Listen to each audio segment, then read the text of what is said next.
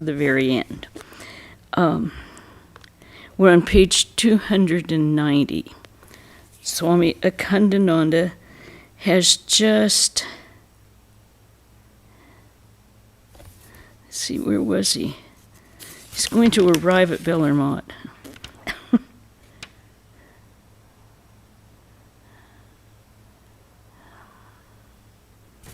Okay, well, we're at the last paragraph on page 290 if you're following along. On 1 January 1937, Swami Akhandananda arrived at dawn, accompanied by 3 American ladies, as well as Swami Vivekananda from the Buenos Aires Center in Argentina. With him also were Swamis Omkarananda and Gangeshananda from the Bellarmont, and Swami Prakashananda, who had come to receive Swami Akhandananda's blessings before going to America.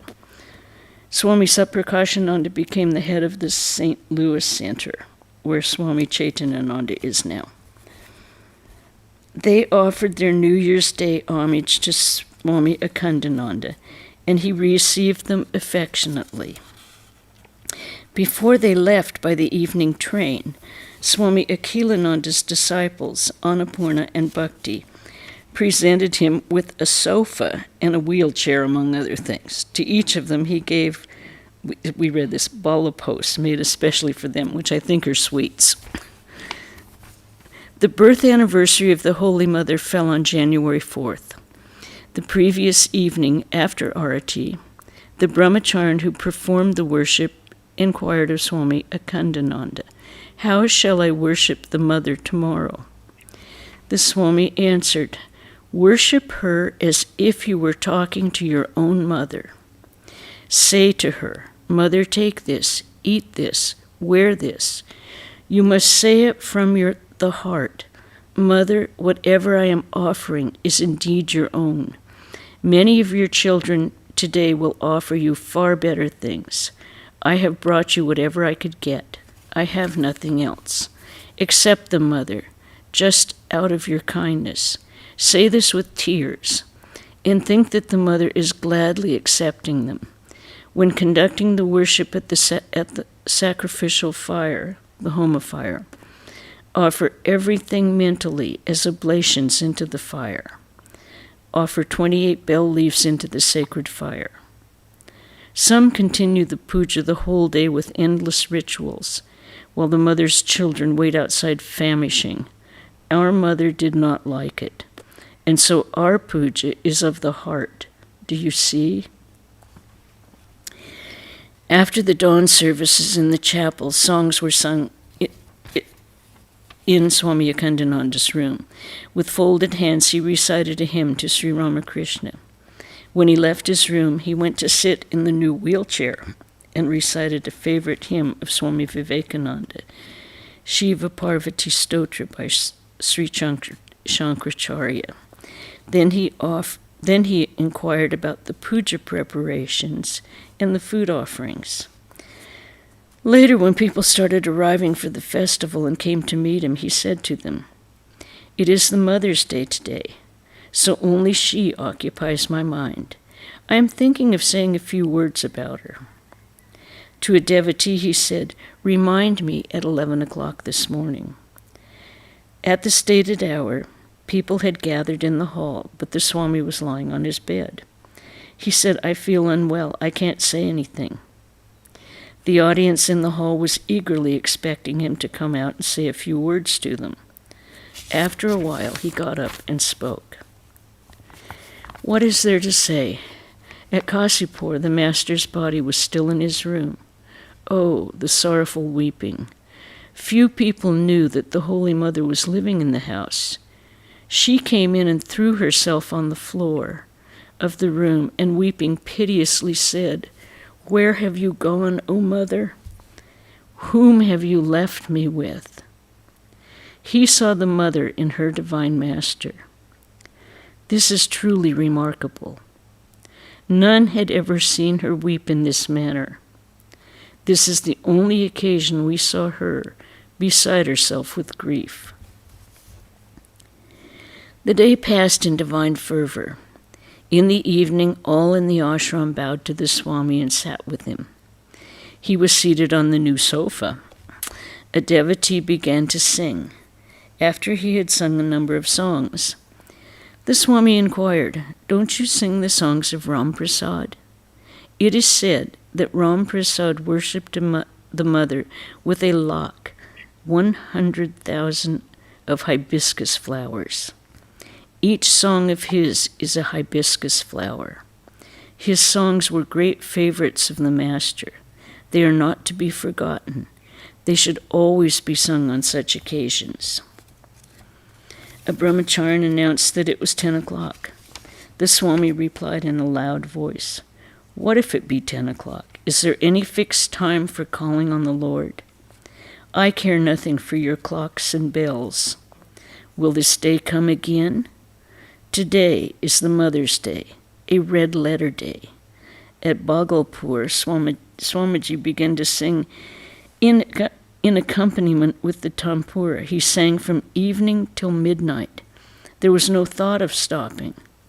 Swami Brahmananda's conversations have been published in the Udbodhan, where he mentions that yogis sleep only 4 hours, while bogis, lovers of pleasure, sleep 6 to 8 hours.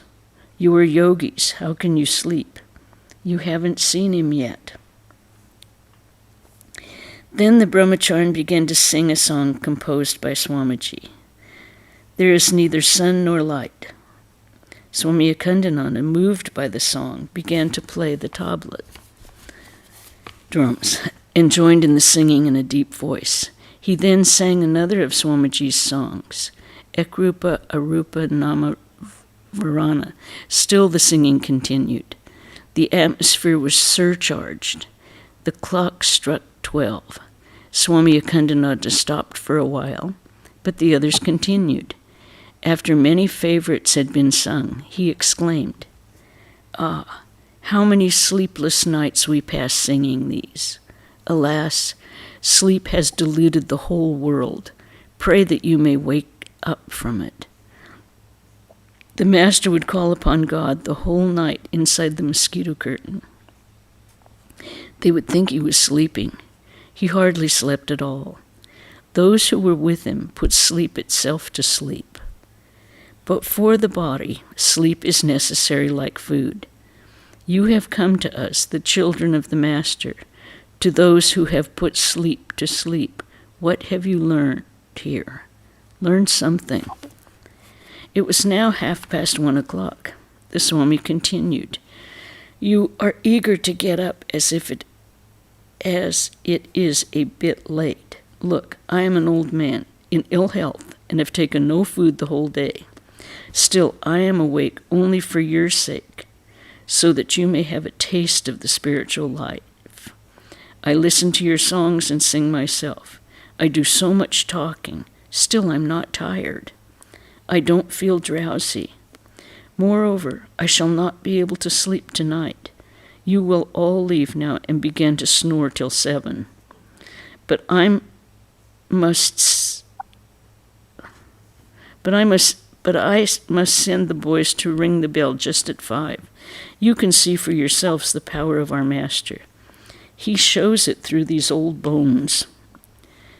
It was 2 o'clock when the attendants, almost by force, made him go to bed. The next morning, when the residents went to him and asked why he strained himself so much the night before, he replied, "If I had felt any trouble, I would have retired long before. But to tell you the truth, I was feeling quite well then. I had forgotten about my illnesses and pains. They came back afterwards." Okay, and now we are on the final chapter, called The Final Union. Swami Vivekananda proclaimed, "The national ideals of India are renunciation and service." To give concrete shape to this declaration, Swami Akhandananda lived his whole life in accordance with these ideals. His health was broken at the age of 72, but still he continued to work. 40 years have passed like 40 days, he would say. Let the poor and ignorant be your gods. You are to dedicate yourself, your body, mind, and speech, to the good of the world. He girded up his loins to obey Swamiji's command to the very letter, even until the last day of his life. The misery, poverty, and ignorance of his countrymen were a source of anguish to him every day. Day after day, amidst 100 odds, he engaged himself in the service of Narayana, God in man, in the poor and ignorant people, and he encouraged his attendants to do the same. Every night the Swami talked of renunciation, dispassion, sadhana, and service, subjects close to his heart, and he spoke of his own life experiences. One night he said, "To me life has been one long road of suffering, beginning at the Bharanagor Mat, continuing in the Himalayas and various holy tirthas, then in Rajasthan, and last of all here in Murshidabad. We fully know that it is only through suffering and sacrifice that we can reach him, our highest ideal." He had long cherished the idea of sending workers into the villages with magic lantern and slides to instruct the people on subjects such as history, geography, and hygiene, and also to carry to them the message of Sri Ramakrishna and Swamiji. So the magic lantern was put into working order and tested by an American brahmacharan just arrived. Swamiji's picture appeared first on the screen. "Look, what a figure," he exclaimed in admiration. Next came some sayings of Swamiji, which began with, "Forget not, O India," concluding with the prayer, "Make me a man." As it was being read, Swami Akhandananda remarked, "This is the highest prayer. Make me a man, O Mother." Swamiji taught us this prayer. After a long while, an attendant remarked, "So much has been done for the masses for such a long time, but has there been any marked improvement in them?" In reply, Swami Akhandananda asked, "How much have we done considering what should have been done? To awaken these vast masses of people whom Swamiji has compared to a sleepy leviathan is no child's play. Is it possible through political agitations? The people must be handled gently in a spirit of sympathy and service." It was decided to send a sannyasin and 2 brahmacharans to the villages to preach. An interesting incident took place at this time. On the bank of the Ganga at Mahula, there lived an Agnihotri Brahmin who performed the fire worship every day. On being requested by Swami Akhandananda, he consented to teach the Vedas at the ashram, but he would teach only Brahmins. Finally, he agreed to teach others at the ashram, provided a Brahmin sat before him and the others a little apart. Unfortunately, though preparations were made, the plan did not materialize. Events took a new turn at the ashram within a few days. The last hope of opening the long-cherished Vedic school at the ashram faded away.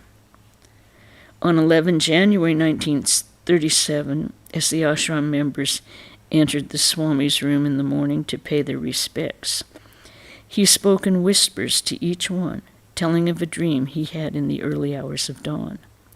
The master had said to him, "Perform the Durga Puja." The Swami replied, "It is yet far off." "Then do the Basanti Puja," the master said. Swami Akhandananda told the devotees. Immediately I saw the mother's shining image in a shed under the bakul tree. From the veranda upstairs, the master was looking at the mother. Many people had gathered there in her name, and what joy there was. Everyone was delighted to hear the Swami's dream. Seeing this expression of joy, the Swami remarked, "There is no knowing whether I shall see the puja." Maharaj, Swami Brahmananda, wished to see the Basanti puja, but he did not live to see it, nor could Swami Shivananda see it, though he too had the same desire. Who knows what is in store for me? These words cast a shadow of apprehension on the minds of the disciples and devotees present. The Swami was feeling weak. At night he took only fruit juice. Still he kept watch over the ashram's activities, moving about the yard morning and evening in the wheelchair. As he was too tender in heart to bear the sight of the devotees looking unhappy, he told them funny stories or made fun of them to keep them cheerful. He encouraged the boys in their games and picnicked with all of them in the last days of Pausha, December, January, practically the middle of winter. In due time, the clay modeler came from Mahula to mold the image of Mother Durga, and everyone became busy with preparations for the puja. Soon all gloomy and apprehensive thoughts passed from their minds. One day, the American devotees arrived to pay their last visit before returning to America. For their satisfaction, he sat at the table with them and took a small meal.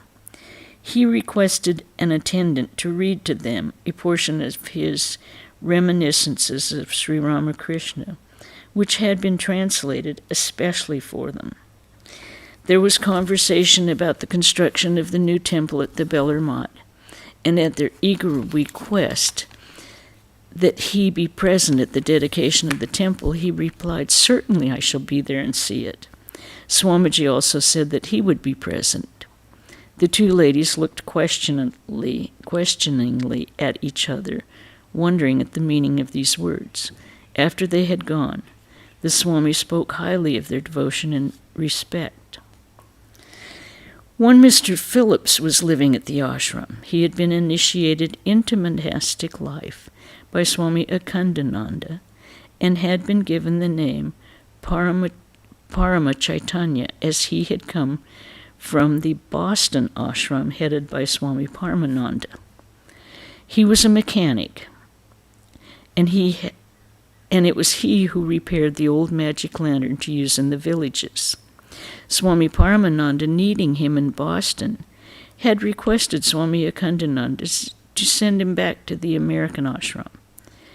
In reply to his letter, Swami Akhandananda wrote, "Why do you want him to go back? I have given 11 or 12 of our choicest boys. Will not America give us one in return?" It was Swamiji's idea to have a policy of give and take. I learned from Phillips that America is not a land of rich people only. There is no end of want and misery there too. I think, if I were there, I would be working among the poor and miserable, just as I am doing here. A young man had come from Calcutta and for many days was engaged in talks with Swami Akhandananda and on matters of spiritual life. The talks made a deep impression on the young man, and he thought seriously of renouncing the world, but he hesitated because of his aged father. Finally, he resolved to take the step and approached Swami Akhandananda, who said to him gravely, "How can you do that now? Go and serve your father." One day he said to everyone in the ashram, "If strong dispassion does not grow in you, even though you are in the company of a sannyasin, an avadutta, or a paramahamsa guru, what is to be done? We have at our back the merits of our previous births, so now we have been saved. Unless one has done good deeds in a previous birth, one cannot have true dispassion. Dispassion due to the loss of a loved one, or caused by a sudden emotional impulse, has no lasting value. It exists only for a while. With a little persuasion, one will return to what he was. We belong to the Master's fold. We are genuine. There is no hypocrisy in us. Don't you see that those who work with God's power really do good to people? They never stop till they have finished their task. As soon as it is done, they depart. Look at the life of Swamiji, a blazing fire, giving light and warmth to all. One morning, someone asked him about his health, and he replied, I may as well now breathe my last. What do you say? What else is there left? On rising from his chair, he said, my hands shake and my legs totter. Nevertheless, that day 2 persons from Burhanpur were initiated by him. Despite his frail health, he also took care of the rose trees planted recently in Binod Khanan, tending them morning and evening. On February 1st, when the devotees came to greet Swami Akhandananda in the morning, they heard him say, I feel so weak. I come, my Lord, I come. He asked someone to write a letter to Annapurna and Bhakti, who were traveling by steamer from Colombo. Then he spoke to the engineer about the construction of the guest house and asked about the arrangement for the birth anniversary of Swamiji, which was to be celebrated the following day. The next morning, as people came to offer him their respects, he said, Victory to the Guru, victory to Swami Vivekananda. On account of the festival, the ashram was filled with joy. A devotee of Burhanpur arrived about 10 o'clock with a basket of white roses and other offerings. Delighted to see them, he said to the devotee, You are perhaps not aware of how precious these roses are today. Swamiji loved white roses. He then asked them they be placed before Swamiji's portrait. At 11 o'clock, the Swami was reclining on the easy chair in the hall when a lady from Burhanpur came in to offer him flowers. He stopped and said, What are you doing? Go and offer them to the Master. The lady replied in a voice full of devotion yet firm, We have not seen the Master. You are our Master. At once his attitude changed. In the meantime, the flowers were offered and accepted. In an abstracted mood, he said, Thank you, thank you. The 2 attendants standing by at once remembered that these same words were uttered by the Master and recorded in the Gospel of Sri Ramakrishna when a devotee had recognized his divinity. The day of festivity passed, but the Swami had eaten nothing the whole day. He gave his kitchen attendant a long list of dishes he would take at night, and then he went to bed. There were no signs of his waking, even at 10 p.m. The attendant massaging his body found it cold. The other attendant, after looking in a number of times, at last said in a loud voice that the food was ready. The Swami asked what he would give him to eat. I was in heaven walking with Swamiji, he said. He gave me nectar to drink. I have become immortal. I don't feel hungry. What do you want to give me? He was muttering this while lying down, and his words were hardly audible. In a complaining tone, the attendant said, You told me to prepare some dishes, and I have done it. Won't you eat anything? Swami Akhandananda immediately sat up and said, You have taken so much trouble. Go and bring the dishes. When they were brought, he touched each one of them with his finger and tasted them. Then he said, Remove them. I have finished. Seeing him behave this way, the attendants became apprehensive. The next morning, however, the Swami was in his usual happy mood. He inquired, Well, were you all afraid? Then after a while he added, It was nothing. You needn't worry about it. Due to his weakness, Swami Akhandananda was hardly able to write a signature, so his secretary signed for him when it was necessary. While lying down, he said, Those who are here and attending on me in my last hours are really my own people. They want only me. Men get what they want. Those who do not want anything get everything. As he grew weaker, he began to think of the mother's worship, the Basanti Puja. Both Swami Brahmananda and Swami Shivananda desired to see it in their last days, but they passed away before it could be performed. Who knows what is going to happen in my case? Then, to console those around him, he said, "At least I have seen the pavilion being put up, as well as the canopy under which the mother will be worshipped." He was happy to see the sannyasin and the two brahmacharins depart to the villages with the magic lantern to preach the message of Swamiji. He said to one attendant, "Do you see how they are going ahead?" One day, the Swami called for the manuscripts of his reminiscences and told his scribe to write. At Jamnagar, the vows of service had its origin, at Khetri, its evolution, and at Murshidabad, its expansion and fulfillment. At this time, a lady devotee from distant Burma came and stayed for a few days at the ashram. She prepared many dishes for the Swami. While bidding him goodbye with tears in his eyes, she begged to have his footprint. A handkerchief and dye were ready. The Swami turned to his chief attendant and said, "What do you say? Should I give it? It is done at the last moment, is it not?" The attendant did not approve of it, so the Swami said to the lady, "Not now, mother, but you will have it, you will have it." After the lady had gone, Swami Akhandananda lay down and called for everyone in the ashram.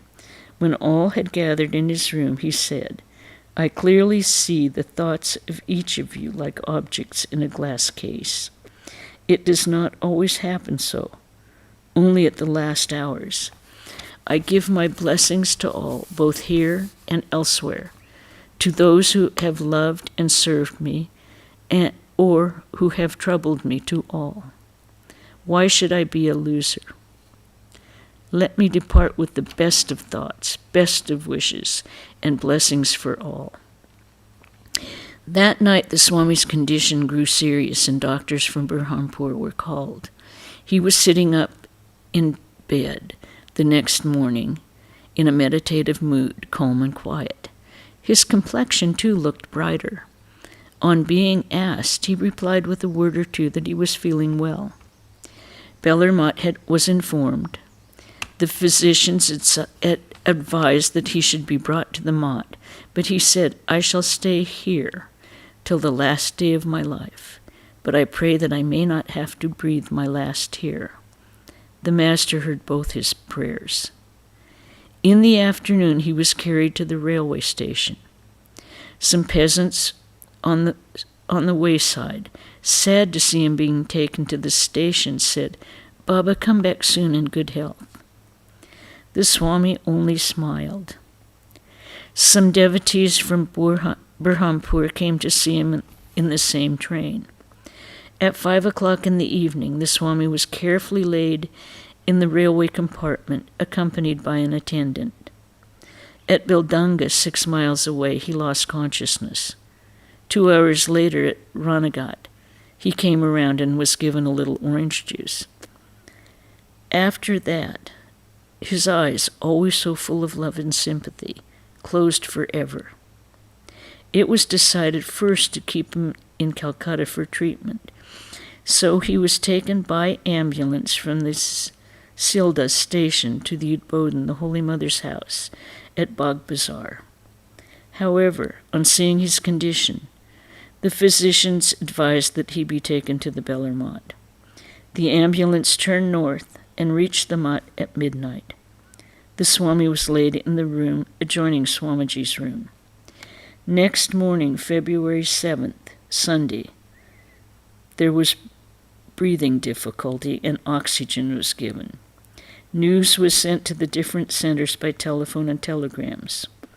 By noon, the devotees began to arrive in numbers, and the room resounded with sonorous chanting Jai Sri Ramakrishna. with the name of the Master ringing from hundreds of devotees.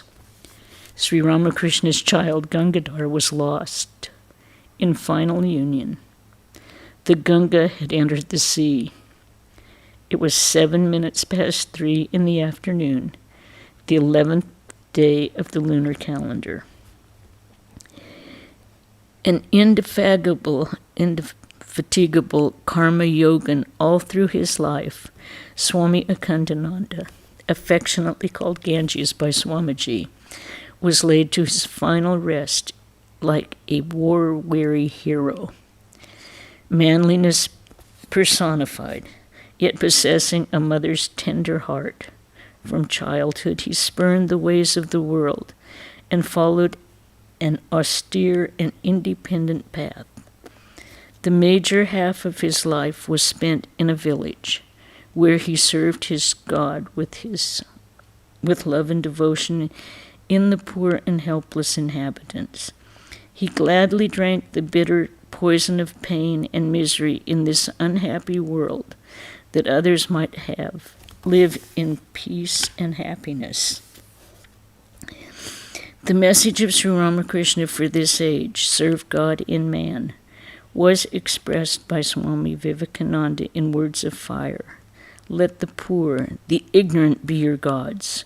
Swami Akhandananda vowed to carry out this command of his beloved leader, the great ideal of service, the immortalizing nectar in this mortal existence, which blesses him who gives and him who receives, an ideal that will be followed for ages to come among all men in all countries. Okay, so now are there any questions or comments about what we have read? We will start Swami Ramakrishnananda, Apostle to the South, next week. It's good to see all of you here. I was just going to say it's quite a life that we've got about. I know, okay. It is. Every one of them, every one of the direct disciples has a unique life that teaches another aspect of Sri Ramakrishna's teachings and Holy Mothers. Okay, so Saturday we will have our gospel reading at 5 o'clock. And Sunday, the topic of the lecture on Mother's Day is Universal Mother. So I hope all of you have a good weekend, and we'll see you. Okay? Take care. Om Shanti, Shanti, Shanti. Hari Om Tat Sat Sri Ramakrishna Arpanamastu.